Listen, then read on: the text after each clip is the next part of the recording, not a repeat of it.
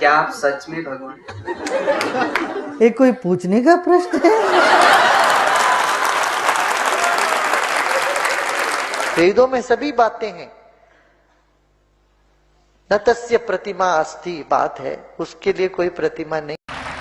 भाई पुरुषोत्तम का सवाल है, हमारे हिंदू धर्म के पंडित आचार्य ये जानते हैं कि वेद और हिंदू धार्मिक किताबों में मूर्ति पूजा मना है, लेकिन हम शुरू में इतने मजबूत नहीं रहते, इसलिए हमारे जहन को कंसंट्रेट करने के लिए मूर्ति की ज़रूरत पड़ती है।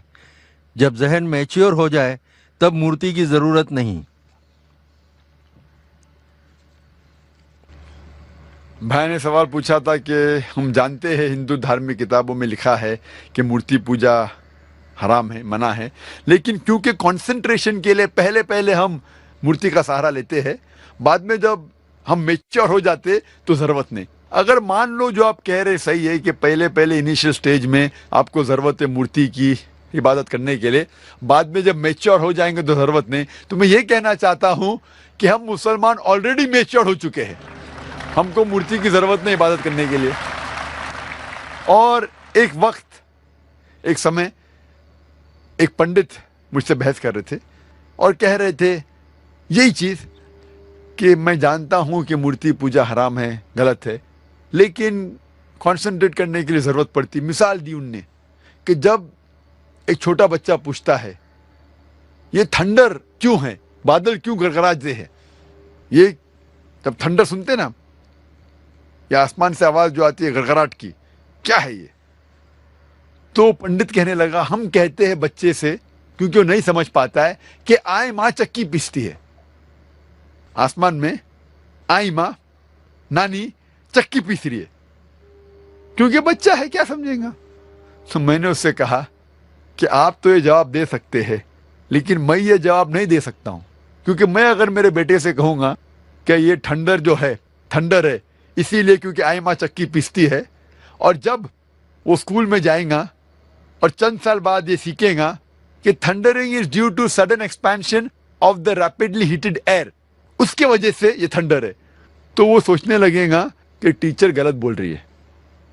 जब उसे पता लगेगा टीचर सही बोल रही है, फिर बोलेगा मेरा पिता झूठ बोल रहे थे। इस्लाम में झूठ बोलने की जरूरत ही नहीं, हक पूछने के लिए झूठ की जरूरत नहीं। हमें साफ साफ कहना चाहिए, हमें कहना चाहिए अच्छे अंदाज में क्यों ठंडर होता है। जब गलत जवाब देंगे तो कल पकड़े जाएंगे और फिर सही नहीं होगा। हमें अच्छे अंदाज में समझाना चाहिए हमारे बेटे को। अगर हमें नहीं पता क्यों है तो बोलिए हमें नहीं पता, लेकिन आज के बच्चे पूछेंगे अब्बा आपको क्यों नहीं पता, वो हमें मजबूर करते हैं तहकीक करने पे। तो इस्लाम में सफेद झूठ भी जायज नहीं है। और पंडित कहने लगा कि इनिशियल स्टेज में जब बच्चा फर्स्ट स्टैंडर्ड में होता है तो उस टाइम हम उन्हें इबादत के लिए आइडल का सहारा लेने के लिए कहते हैं, मूर्ति का सहारा। जब वो ग्रेजुएट बनता है उस टाइम उसे जरूरत नहीं पड़ती मूर्ति की। तो मैं उस पंडित से कहा, जब भी हम मैथमेटिक्स सिखाते हैं बच्चे को फर्स्ट स्टैंडर्ड में, बेसिक्स जो फंडामेंटल्स सिखाते फर्स्ट सेकंड थर्ड में, वो मजबूत होना चाहिए। जब फंडामेंटल्स ही गलत है तो इमारत तो बिल्कुल गलत होंगी। फंडामेंटल्स कभी गलत नहीं हो सकते। मैथ्स जब सिखा रहे तो आप ट्रिग्नोमेट्री, लॉगरिथम तो बाद में सिखाइए, अलजेब्रा, लेकिन बेसिक तो सही सिखाइए। फर्स्ट और सेकंड में क्या 2 + 2 = 4। अगर मेरा बच्चा कहेगा 2 + 2 = 5 और मैं कहूंगा नो प्रॉब्लम, आप जब 10th स्टैंडर्ड में आएंगे उस टाइम में कहूंगा 2 + 2 ≠ = 5 = 4, ये गलत है। हमें बुनियादी बात सही तरीके से पढ़ाना चाहिए। और वेद में बुनियादी बात है कि ईश्वर, खुदा का कोई भी प्रतिमा नहीं है, कोई भी आइडल नहीं है, कोई भी इमेज नहीं है। तो ये हम किस तरीके से कह सकते कि पहले चलेगा बाद में मैं सही करूं? जो चीज गलत है गलत है, ये हमारा फर्ज है कि उनको बताए कि आइडल वर्शिप गलत है, बुत परस्ती गलत है, और सही चीज है कि सिर्फ हम एक खुदा की इबादत करें जिसका कोई भी प्रतिमा नहीं है। Hope that answers the question. मार सकता है तो क्या ये सही है? लेकिन अगर शोहर ऐसा करे तो क्या बीवी को परमिशन है उसे मारने की? ये उसका सवाल था। जो बहन सवाल कर रही है वो कुरान मजीद की एक आयत का हवाला दी नहीं उनने, मैं देना चाहता हूँ। सूरह निसा का सूरा नंबर 4 आयत नंबर 34 में जहाँ लिखा हुआ है कि अगर बीवी शोहर की बात नहीं मानती, कुछ हराम करती या नाफरमानी करती है, तो पहले शोहर बीवी को प्यार से समझाना चाहिए। नहीं समझती है तो उसको डांटी दे सकता है। उसके बाद बिस्तर पे नहीं साथ में रहना चाहिए, यानी इट्स अ ग्रेटर पनिशमेंट। पहले प्यार से समझाओ, फिर डांटी दे के बोलो, फिर बिस्तर पे मत सो साथ में।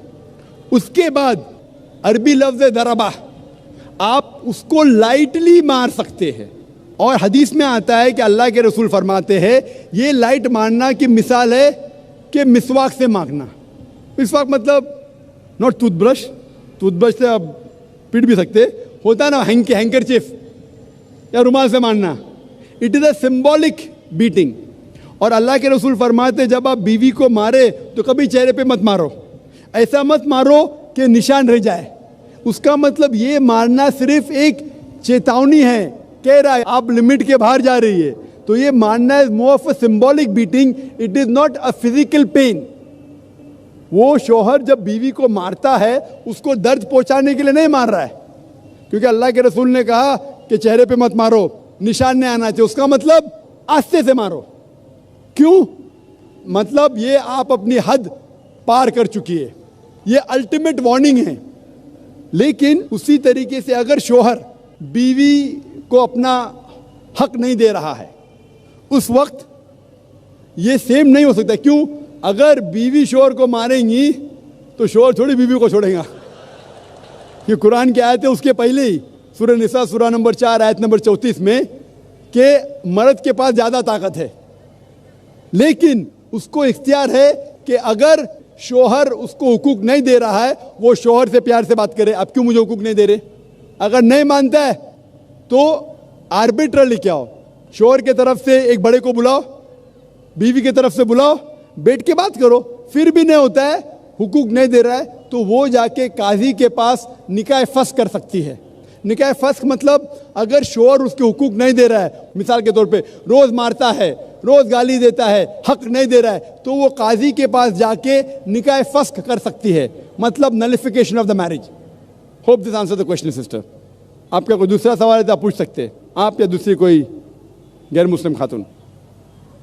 I would like to know a little more about the Ahmadi sect, because I only know that they believe that your Prophet Muhammad is not the last prophet to come, and so could you please tell me a little bit more about them? बहन का सवाल था कि वो जानना चाहती थी ये अहमदीस कौन है। वो जानती है कि वो मानते हैं कि मोहम्मद सल्लल्लाहु अलैहि वसल्लम आखिरी नबी नहीं हैं, वो जानना चाहती है। अहमदी एक ऐसा फ़िरका है जो कहता है कि मोहम्मद सल्लल्लाहु अलैहि वसल्लम आखिरी रसूल नहीं हैं। कुरान की आयत साफ कहती है, सूरह अहज़ाब की सूरा नंबर 33 आयत नंबर 40 में, मा काना मोहम्मदुन अबा अहदिम मिन रिजालिकुम वलाकिन रसूलुल्लाह व खातिमुन नबीन व काना अल्लाहु बिकुल्लि शैइन अलीमा। मोहम्मद सल्लल्लाहु अलैहि वसल्लम आप में से किसी के भी वालिद नहीं हैं, और वो अल्लाह के रसूल है, और वो खातिमुन नबीन है। अल्लाह सबसे ज़्यादा इल्म रखता है। इससे मालूम पड़ता है कि मोहम्मद सल्लल्लाहु अलैहि वसल्लम रसूल थे और आखिरी नबी थे। लेकिन नबी और रसूल के दरमियान फ़र्क है कि नबी अल्लाह के भेजे हुए नबी होते, इंग्लिश में कहेंगे प्रॉफिट। रसूल वो नबी है जिसके पास रिसालत भी आ चुकी है, जिसके पास रिसालत भी आ चुकी। That prophet who has been given a message, he is called as a messenger. लेकिन जब अल्लाह फरमाते हैं कि आखिरी नबी, उसका मतलब आखिरी रसूल भी, क्योंकि रसूल होने के लिए नबी होना ज़रूरी है, लेकिन हर नबी रसूल नहीं है, हर रसूल नबी है। तो अगर अल्लाह फरमाते आखिरी नबी तो उसका मतलब आखिरी रसूल भी। लेकिन अहमदी लोग, कादियानी लोग कहते नहीं नहीं, नबी का मतलब जिसके पास रिसालत आई, पैगाम आया, रसूल मतलब जिसके पास पैगाम नहीं आया। तो एक रसूल की जिसके पास पैगाम नहीं आया वो आने वाले हैं। और कहते मिर्ज़ा गुलाम कादियान वो रसूल है, जो बिल्कुल गलत तर्जुमा है। वो नबी और रसूल को उलट पलट करते, they give different meaning for both. तो इन लोग गलत मानी लेके कहते हैं कि कुरान में लिखा है कि अल्लाह के रसूल आखिरी नबी है। नबी मतलब ऊंचा दर्जा है, रसूल नीचे आता है, इसलिए रसूल आ सकते हैं। गलत तर्जुमा करते हैं और कहते हैं कि मिर्ज़ा गुलाम अहमद मोहम्मद सल्लल्लाहु अलैहि वसल्लम के बाद भी रसूल आएंगे, उनमें से एक है मिर्ज़ा गुलाम अहमद कादियान, जो कुफ्र है। कुफ्र मतलब जो इस्लाम के खिलाफ है, कुरान के खिलाफ है, अल्लाह के रसूल के खिलाफ है।